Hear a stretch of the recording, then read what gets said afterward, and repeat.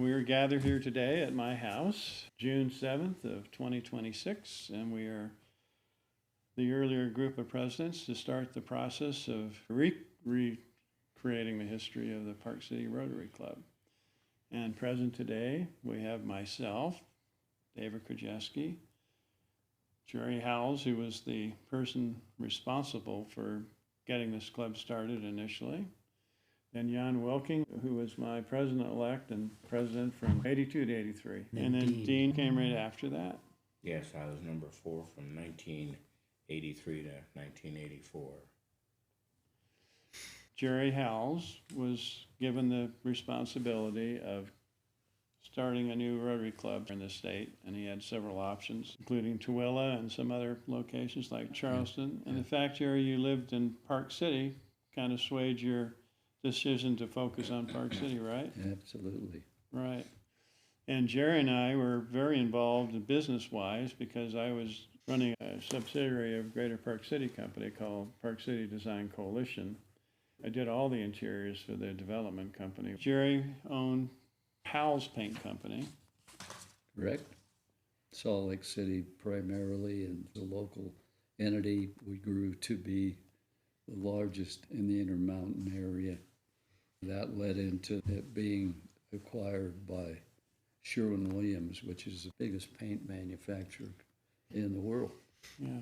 So let's back up to the fact that you were calling on me in the offices that we had at the Treasure Mountain Inn. When you got to the realization that you wanted to be focusing on Park City as the next Rotary Club, you had called me and asked if we could get together for lunch. You also asked if Ted Warr could be part of that conversation.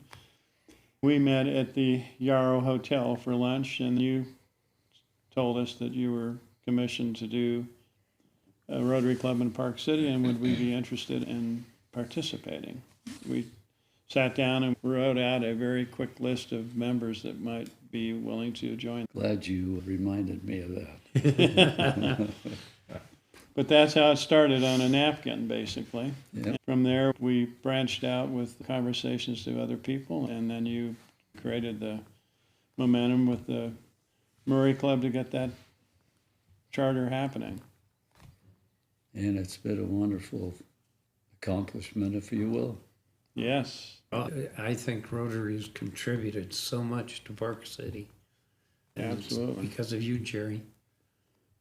When I reflect back, even with my challenges of memory, I think we're exclusive in the world of Rotary. We were the first club that had a president who was feminine.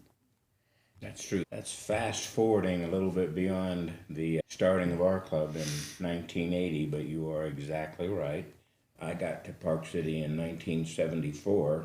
You started the club in 1980, and I'm trying to figure out, why did my name get on that list of 31? I knew nothing about Rotary at that point in time. I remember that in 1979, when I started a financial institution in Park City, Jerry Howells was on my board of directors. That's my connection to you. I'm not sure that I knew David. I'm not sure that I knew Ted, but I must have. Park City was pretty small. Mm-hmm. And if you look at the 31 members, Jan and David and myself and Ted, you will see my paths cross with them almost on a daily basis in my job in a financial institution, David in design, Jan running a newspaper, Ted drawing plans. We would see each other almost on a daily basis, but my friendship with you and business relationship, I got on that list, and I was pretty proud to be on your list. We touched on that earlier about classification. That was one of the big processes that Rotary went through to make sure that we were covering the broader spectrum of the communities, so doctors and lawyers and accountants and designers and builders and so forth. We'd sit to the yellow pages and try to figure out who it is that we're missing in our mixture of professions within the Rotary clubs. We got pretty creative because a guy by the name of Dick Wild was the head of Silver King State Bank at that point in time. Well, there's a bank classification and there's a savings and loan classification. So we were able to do that. Look at that list, almost everyone had a real estate license. We got creative with those to a niche in residential and commercial and leasing. We stuck with the classification system Jerry had told us was the foundation of Rotary. We were a fledgling institution with Ted, with you, helping us through learning about Rotary International. In addition to the classification system, is that you either had to be the owner or the person who managed the business. Is that criteria for selecting members gradually evolved. That was a big part of the early days of Rotary. Right. Well, backing up a little bit, so then after that meeting, we have a list here of the charter members. Then the decision was made, and there was no vote involved on this because you were the supreme leader at that point. You selected Ted to be the first president of the Rotary Club, and Ted was an architect. Ted and I worked together in the design office for the Greater Park City Company. Ted and I are very close friends. He's a wonderful guy. I'm sorry he's not here right now. He gave me a memo here about fundraising, and we had a weight loss deal, and we had great funds for a project. His sense of humor was fabulous. Such a funny guy. Yeah. So he was the first president, and I got a hold of his wife. I tried to get as much information as I could, but she was unable to find anything. But she was so happy to talk about that time in her life because it was such a great experience. Everybody was so new and fresh and enthusiastic and gung-ho in creating a special club. She was laughing about the times at the Rotary Park and the mishaps we had there. Ted and Hal Taylor, who was mayor of Park City, we'd bury a pig in the ground and cook it at our cabin up Weaver Canyon. We decided to have a barbecue pit at the Park City Rotary Club. So the city said, well, we'll put it in for you. And we put this pit in and we did our first cookout there. But when we unearthed it, it was still raw. I remember that. I have a picture of it when Hal unearthed it. It was so putrid that he ran. We wound up having to order pizzas that day to finish up our outing. Ted was part of that earlier process. I wish I had more that I could share. He was a person that I knew through different venues, but a guy that I wanted to spend more time with him, to let the conversation go. Ted was good. As a manufacturer of coating, paint and coatings, he was involved in many projects that we were involved in. He had a great professional way about him while he was entertaining you. I think most of the people sitting in this room have that gift, and I always like to be with Ted. He was a great pick for the first president because he brought a lot of humor and fun. It was a good decision on your part to make him charter president. There's a great photo, charter night in the park record of Ted War sitting next to our speaker, and a great shot of Ted and Lisa. Lisa was probably our first Rotary Ann. We learned that our wives were a big part of Rotary. Some of them had a lot of fun with it, and some of them didn't like it at all. I remember getting one of my letters from the district governor. He would come and sit with each of us at the beginning of our year and talk about our program, and he would say that your Rotary Anns are invited, and Joanne would set up a separate room for the wife while us guys were doing our business. Right. But in that letter from Laurie Craycroft in 1983, Rotary Anns were a part of the structure. It wouldn't work today. No. We had a lot of fun with it, and we made it into a comedy rather than create a lot of controversy. I remember him laughing. I was the president-elect for the first year. When I took office, John, you were president-elect, and the biggest thing at that time was the Rotary Park. And I remember you coming to a board meeting saying you had just been to the city and you talked to somebody and they said, hey, we got this park, there's just a bunch of dead trees. Would you guys be interested in doing something? You brought it up to the club and said, should we do that? And we all said, yeah, let's do it. I was raised in Casper, Wyoming. My father was president of the Rotary Club, and we had a Rotary Park. That's where I came up with the idea. Having been on the city council, I was able to ask them to give us permission to do that. There is a 1 acre piece that was given by the mining company to the city. It was nothing but weeds, overgrown. First day there, we got all of our lawnmowers out and tried to run across the field. I think we ruined more lawnmowers that day than any time in history. Yeah. The evolution of that has just been wonderful. I think it's such a great venue in Park City for so many great occasions. We started with chainsaws. It was like a jungle. Where you entered, it was just a wall of dead aspens and deadfall, and we started moving into that space. We started discovering the streams and the beautiful historic trees that were in there. It was quite a fantastic process. And I remember I have some pictures of Richard Dudley holding a big chainsaw up and chopping some trees down. And it took us days to go and clean that up. Every year we'd make a little bit of progress, clear more of the area. It became a great gathering spot. You know, each improvement. One of the first structures was that pavilion, and eventually the restrooms, and then the barbecue area. We realized what a gem it was. We realized that we needed some people in the club, like a contractor, a plumber, landscaping and all that sort of stuff. We got Merlin Jacobson into the club to do all the plumbing for the bathrooms, which he did at his own expense. He was a fabulous guy to do what he did for us. We had Joe Rometta, who did a lot of the construction for the club. This turned out to be A an addition real to the asset. community. Yeah. I would bet for the first 10 years, I'm 4 years after you and Ted had the idea of Rotary Park, and there were at least 4 work days that were at Rotary Park, and I think that continued until it has become a fantastic venue for weddings and reunions.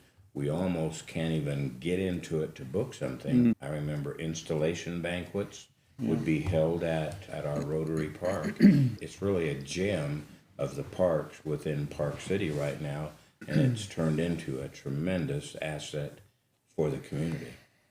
The city didn't have money to do it. I think they asked Yeah. us if we would be willing to take on the project, and we built the bathrooms and we paid for all that stuff. It was a big commitment from our standpoint. A little club to make all that happen was a big adventure. Absolutely.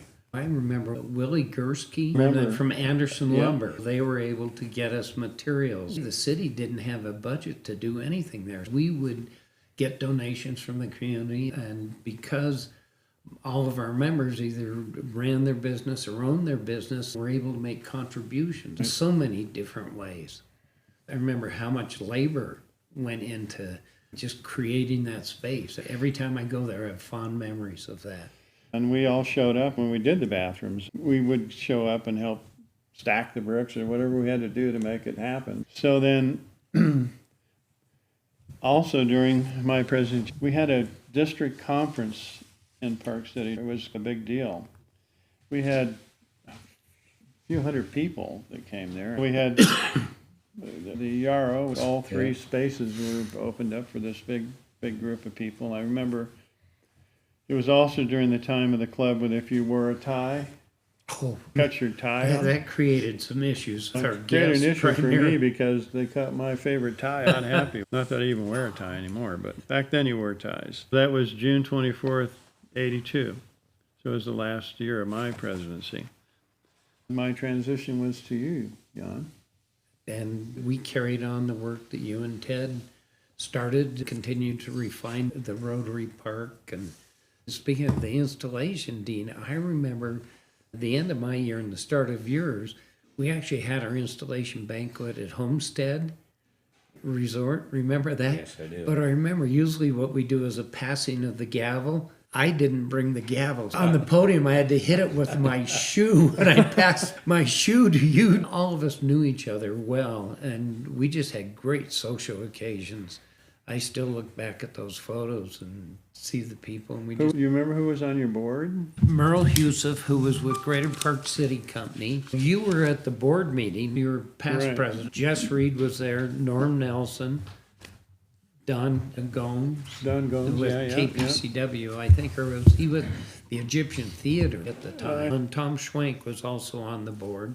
Was a physician in town. Fortunately, his returned to Park City Yeah, and he's on the was club very now. active. That was the era when we didn't really have mail delivery at the house. You had to go to the Main Street post office, which was fun because you wouldn't go in there without knowing somebody. You'd go to get your mail and you'd run into more people and have a conversation that really brought the community together. Was just the interaction there on Main Street. Something we learned from Jerry when he started this club, it was more than a local club. It's a district. The district has lots of clubs in it, and it's a Rotary International as an international organization. You and your brother, Tim, were the chair of the district convention Co-chair, that came to Park City, and Utah hosted Rotary International Convention, because I remember running a booth at the airport with Linda and a couple of other Rotarians, people coming from all places in the world, and we were at the airport with a booth, said Rotary International, directing people to the Hotel Utah. I contribute an international opportunity that we took on as a Rotary Club. It's been some time since this has been, but Mexico's service project is what we call it. Each year we converted them to to various things like the police department, and every year we went down there. We flew down there. Wally used to fly down to Mexico. We would take converted ambulances from whatever we could. It was a beautiful thing to see happen, because obviously in different languages. We would be down there for 3 days, 4 days. The project was a beautiful thing. I've got that on my list of things that were done with the Park City Rotary Club that weren't done with many other clubs. Being a part of an international organization, there's always a theme or a topic. My term had us helping to contribute to the cost of a facility for mental health awareness in, of all places, Pune, India, where you have cystic fibrosis that Rotary International would set as a disease that they wanted to help worldwide. We do great things in our local community, but it's a way for me to contribute worldwide, and I wouldn't have the chance to do that without Rotary. Amount to bring an ambulance to a place like that. They had to drive that machine, aircraft, to be able to land. They had a strip that was very questionable. There were several go-arounds before the rubber hit. It was dirt. They were dirt. I just can't believe that.